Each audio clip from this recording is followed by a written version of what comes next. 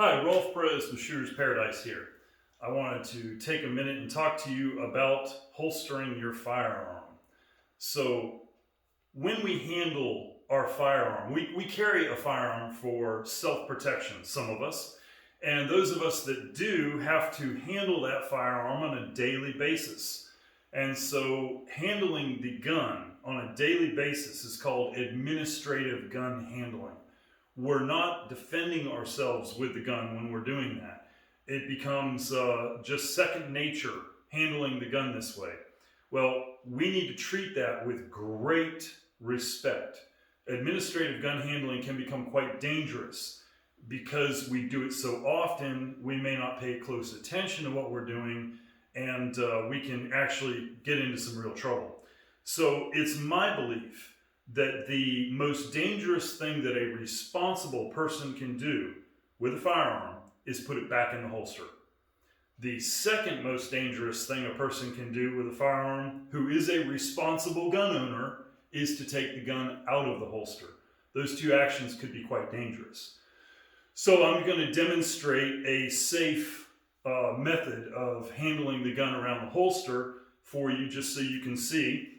So I'll try to stand so you can see me here.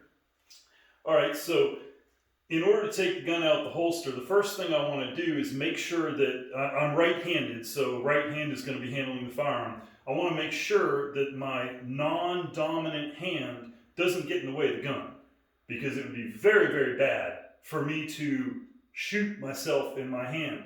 Because the whole point of what I'm doing is preventing myself from getting shot by a bad guy. So shooting myself kind of negates the whole point of all of this. All right, so I don't want to shoot this hand. So what I'm going to do is I'm going to pin this hand on the side of my chest. All right, so I'll pin my hand here. Now, I like to pin my hand open like this because it makes a catcher's mitt for the hand to join with the firearm. Now, you can put your hand flat on your chest, however you like to do it. Just pin this hand, a fist on your chest, whatever you want to do. Pin your hand to your chest, however you do it. Pin it, and pin it so that your hand is on this side of the center line of your chest. So, by doing that like this, hopefully I'm centered in your screen here for this, I will pin my hand to my chest here so I know that my hand can't get in front of the muzzle. Then I will get my first, final, and firing grip on the gun. So this grip on the gun that I've just gotten never changes. From the point that I grab it until I put it back in, that grip never changes. So this action of coming here like this is it's one action. Both arms move together and they do it exactly the same every single time. So what I will do at this point, I will get my first, final, and firing grip on the gun. I will push the gun down in the holster as before I draw to make sure I have a firm grip and my hand is fully seated as high on the grip as I can get it. So I push the hand down into the holster, the gun into the holster, make sure I get the perfect grip. Then I'm going to draw the gun straight up and out as high as I can get it, and I will turn the gun. And at this point then, the gun starts moving straight forward, and my other hand comes underneath and joins the gun as it comes up, and my finger then goes to the trigger, and the red dot shows up just where it's supposed to be, just perfect. See that? So, I cleared the gun before the video, clear it again for you, make sure 100% the gun is unloaded. So, this is a convenient place to have the gun in this ready position here.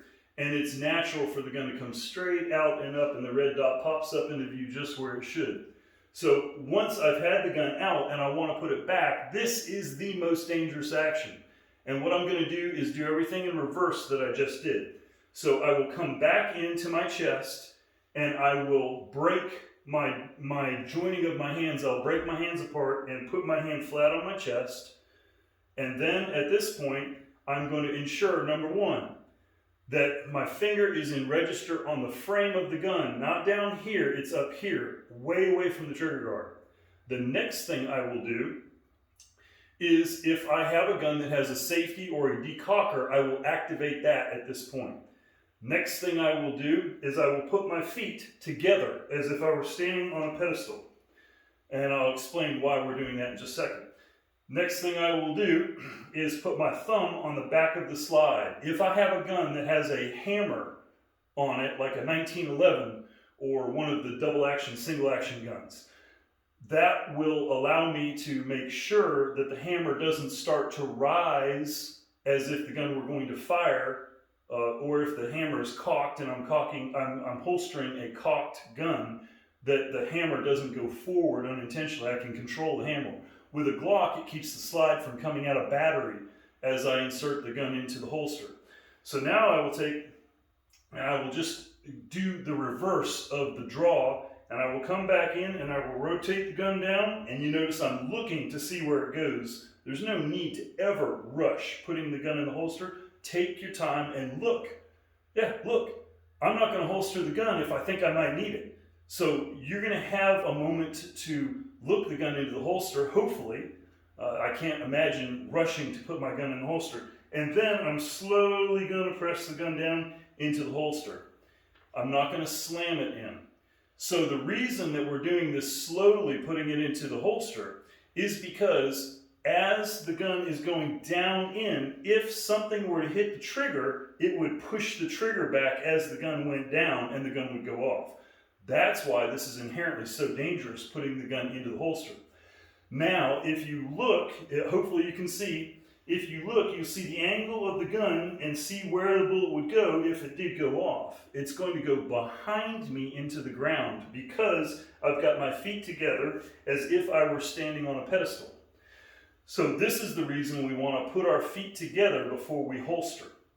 It provides a tremendous amount of protection, because you can imagine if I were standing in what I would like to consider a good standing position to shoot from, and I have one leg back, I can put that bullet right down into that leg, right down through my leg as I holster the gun if it goes off as it's being holstered.